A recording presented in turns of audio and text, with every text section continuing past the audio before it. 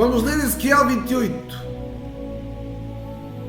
E diz assim: veio a minha palavra do Senhor dizendo: filho do homem, diz ao príncipe de Tiro, assim diz o Senhor Deus, porquanto o teu coração se elevou e disseste: eu sou Deus, sobre a cadeira de Deus me assento no meio dos mares, e não passas de homem, e não és Deus, ainda que estimas o teu coração como se fora o coração de Deus.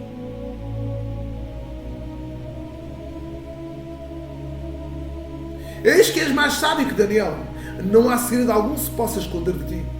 Pela tua sabedoria e pelo teu entendimento, alcançaste para ti riquezas e adquiriste ouro e prata nos teus tesouros. Pela extensão da tua sabedoria, no teu comércio, aumentaste as tuas riquezas. Elevou-se o teu coração por causa das tuas riquezas. Porquanto, assim diz o Senhor Deus, porquanto estimas o teu coração como se for o coração de Deus. Portanto, assim diz o Senhor Deus, porquanto estimas o teu coração como se for o coração de Deus. Por isso, eis que eu trarei sobre ti estrangeiros, os mais terríveis dentre as nações, os quais embanharão suas espadas contra a formosura da tua sabedoria e mancharão o teu resplendor. Eles te farão descer à cova, morrerás da morte dos trespassados no meio dos mares. Acaso irás ainda diante daquele que te matar? Eu sou Deus, mas tu és homem e não Deus. Nós vemos aqui, nestes pequenos versículos, até ao verso 10, deste capítulo 28 de Ezequiel, esta narrativa revela-nos algo. Logo no verso 2 diz assim: filho do homem, diz ao príncipe de Tiro, assim diz o Senhor Deus, porquanto o teu coração se elevou e disseste: eu sou Deus. Vamos ver aqui uma tipologia de liderança. Quero falar sobre liderança. Quero falar sobre o trono de Satanás. Ele é representado por autoridades. Ele é representado por liderança. Assim como a autoridade de Deus é representada pela sua igreja, ela é representada na antiga aliança pelos seus profetas e de alguma forma pelo seu povo. Também há um povo inimigo. Os povos inimigos, eles representam um tipo de autoridade, representam um tipo de reino, representam uma tipologia de conflito que é identificada aqui na palavra de Deus. E é isso que eu trago até si. E eu oro que os olhos do seu entendimento sejam abertos para a realidade dos factos que a palavra de Deus nos narra e nos traz. E então nós vemos aqui: elevou-se o teu coração. Vemos soberba. Vemos aqui glória, desejo de glória, de fama, de poder. Eu sou Deus, sobre a cadeira de Deus me assento no meio dos mares, e não passas de homem. Não és Deus, ainda que estimas o teu coração como se for o coração de Deus. O segundo aspecto é: sobre a cadeira de Deus me assento no meio dos mares. Um falso trono. E no meio dos mares aqui não significa aqui geograficamente dos mares, geograficamente os mares físicos que nós vemos, mas esta palavra mar aqui é multidões de pessoas. Ele governa no meio do povo. Normalmente representa aqui os governos de nações. O príncipe, a palavra príncipe é governador, representa até governos, um governo físico que tem poder e autoridade. Vamos ver a mesma palavra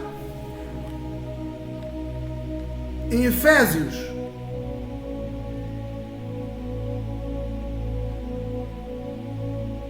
Efésios 6,10 diz: no demais, irmãos meus, fortalecei-vos no Senhor e na força do seu poder. Revesti-vos toda a armadura, para que possais estar firmes contra as astutas ciladas do diabo. Porque não temos que lutar contra a carne e o sangue, mas sim contra os principados, governos, contra as potestades. São autoridades, governadores que têm poder e influência, que exercem autoridade e domínio sobre aqueles que os governam. Contra os príncipes das trevas deste século, contra as hostes espirituais da maldade nos lugares celestiais. Fala da sua esfera de envolvência aqui. Espirituais da maldade nos lugares celestiais. Portanto, tomai toda a armadura de Deus para que possais resistir no dia mau e, havendo feito tudo, ficar firmes. Nós provavelmente iremos voltar aqui, mas eu quero elucidar o tipo de conflito que nós temos. E como este trono está a ser estabelecido. O primeiro aspecto da mesa de Ezequiel é um trono que tem um governante, um príncipe ou governador, que tem a autoridade máxima e poder e domínio. E todos os seus súbitos, todos aqueles que estão ligados a ele, eles exercem influência. Têm autoridade para influenciar, para dominar, para subjugar.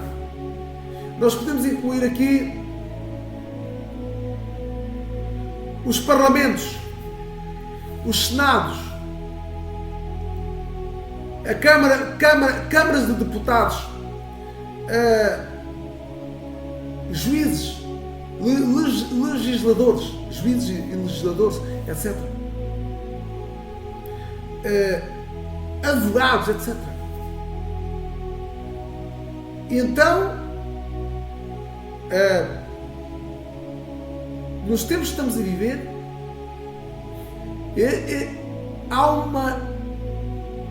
esse reinado tenebroso está a estender os seus tentáculos sobre toda a terra.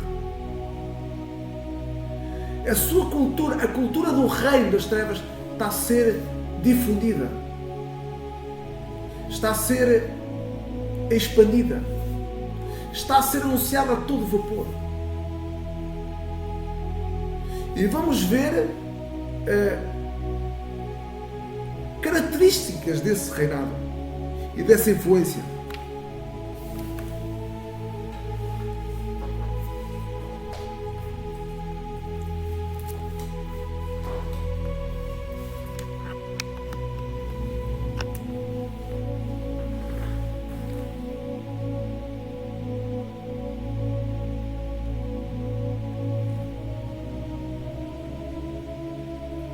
Outro aspecto que nós vemos aqui no verso 3 é: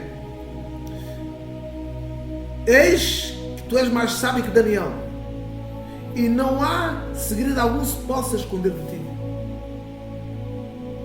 E eu queria evidenciar isto aqui.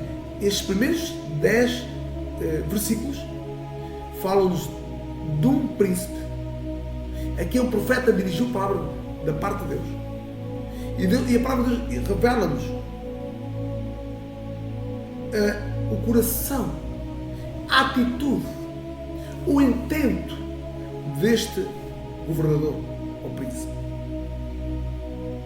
E depois nós vemos que esta palavra é dirigida até o verso 10 para este príncipe. Mas logo a seguir, nos versos seguintes,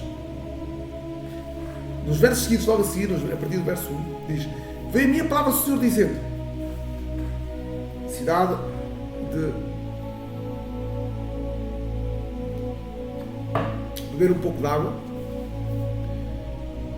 No verso 11 em seguida diz: veio a minha palavra do Senhor dizendo, filho do homem, levanta uma lamentação sobre o rei de Tiro. No primeiro versículo nós vemos que era, ou no versículo 2 vemos que era o príncipe de Tiro. Aqui diz rei de Tiro, um reinado. E diz-lhe: assim diz o Senhor Deus, tu eres o selo da medida, cheio de sabedoria e perfeita em formosura. Vemos aqui da sabedoria. Vemos assim que esta sabedoria é novamente evidenciada aqui, como foi evidenciada sobre o governo do príncipe de Tiro. E nós vemos aqui que diz que era perfeito em formosura, mais belo, mais formoso. Ele era o selo da medida, o expoente máximo.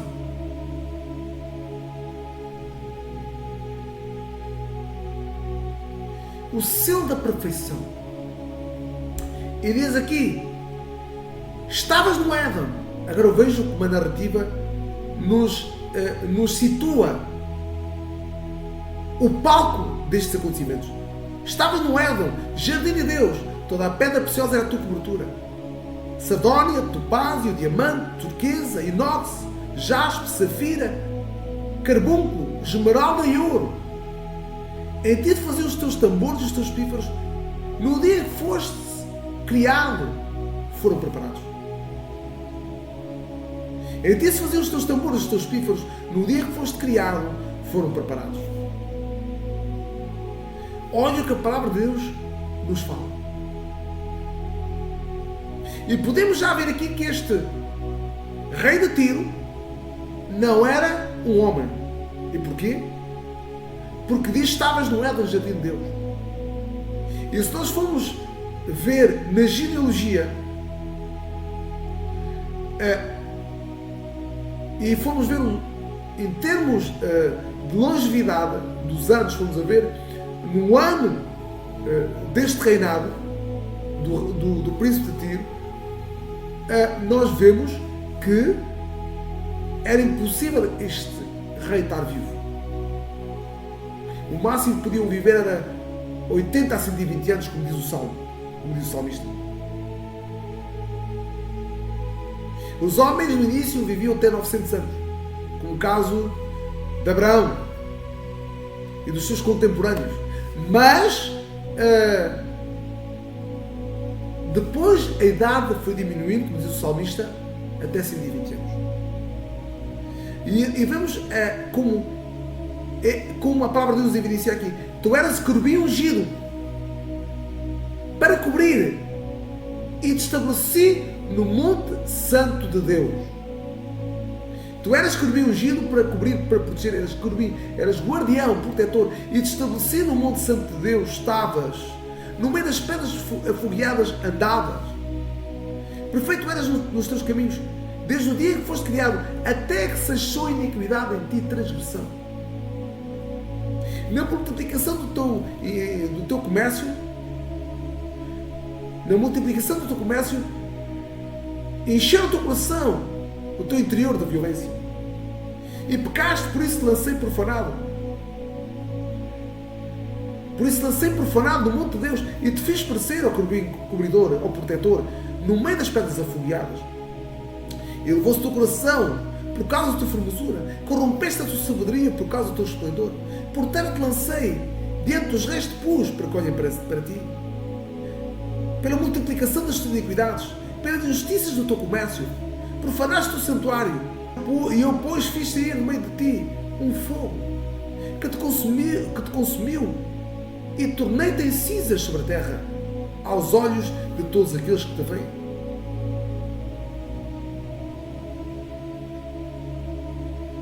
Todos os que te conhecem entre os povos estão espantados de ti, e em grande espanto tornaste, e nunca mais subsistirás.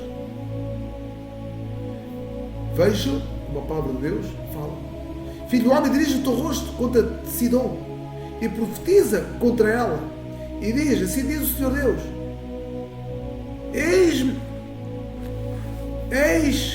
Eis-me contra ti, ó Sidom, e serei glorificado no meio de ti, e saberão que eu sou o Senhor Deus, quando nela executar juízos e nela me santificar.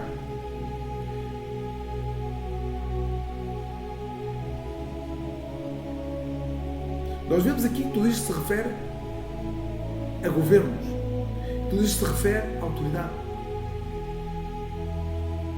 Em Efésios, vamos ler algumas passagens sobre as autoridades que nós temos a ler em Efésios, e vamos desvendar algumas palavras aqui em Efésios 6:12, porque não temos que lutar contra a carne e o sangue. Então o nosso conflito é espiritual. Como em 2 Coríntios 10 diz: porque as armas da nossa milícia não são carnais, mas sim poderosas de Deus para a destruição das fortalezas, destruindo os conselhos e toda a altivez que se levanta contra o conhecimento de Deus. Há uma rebelião declarada. Há uma oposição declarada contra Deus. E contra o seu povo. E contra a sua igreja. E contra o seu ungido. E contra os seus escolhidos. Os seus enviados. O Salmo 2 declara isso, verso 1 a 3.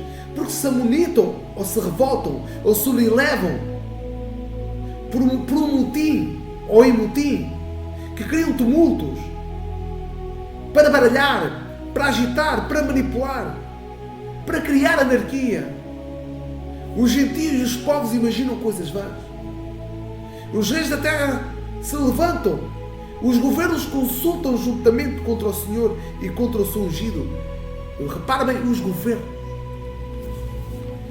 A palavra vai no mesmo sentido. Dizendo, rompamos as suas ataduras, sacudamos de nós as suas cordas. Por isso nós estamos a ver este trono que tem um homem físico, um reinado físico, que reina no meio dos mares, aqui meio rei dos mares, não só que significa mares, não é? As grandes naus, como nós conhecíamos antigamente, o Leviatã, etc.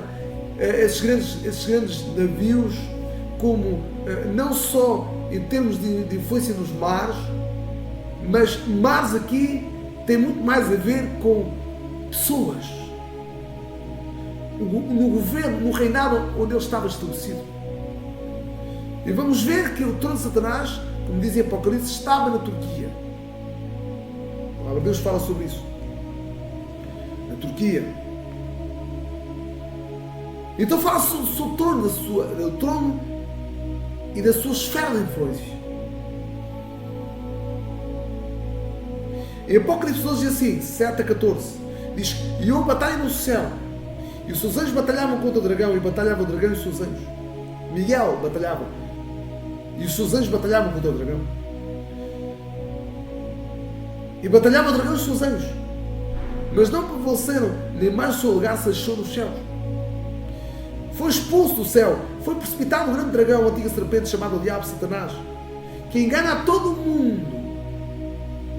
Ele foi precipitado na terra, e os seus anjos foram lançados com ele. E vejo esta palavra que engana todo o mundo. Todo o mundo estava debaixo da sua esfera de influência e de engano.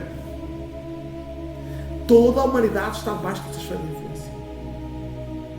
Por isso precisamos do Espírito Santo. Por isso precisamos do Espírito de Deus. Por isso precisamos da palavra de Deus. Porque a palavra de Deus, ela revela.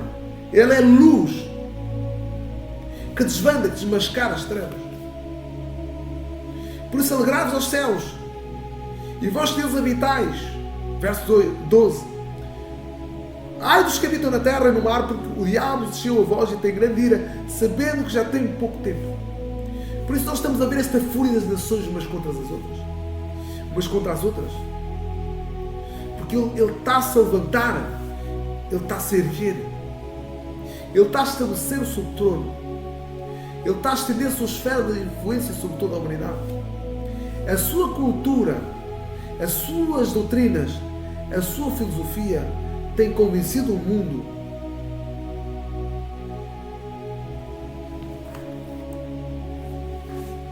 para aquilo que nós estamos a ver.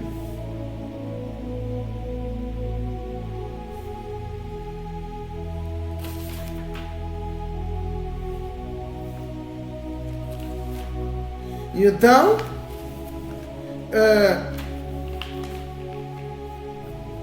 chamo isto a guerra dos tronos. Há uma guerra de tronos. Uma guerra do trono de Deus que subsiste para sempre, que é o do Todo-Poderoso. Mas Ele permitiu que esta guerra se estendesse à terra. E este conflito que se iniciou nos céus, ele irá terminar aqui na terra. Todos os inimigos de Deus serão destruídos. Todos aqueles que se levantam contra Deus serão removidos. Não poderão subsistir. Todos os reinados de terra que se levantaram, os grandes impérios, principalmente os 4 grandes impérios, o grego, o babilónico, o persa, o romano, o otomano, todos esses impérios caíram, ruíram. Mas o espírito que operou nesses impérios, ele permanece cá. E ele procura governantes. E o mundo agora está em busca de uma nova ordem mundial.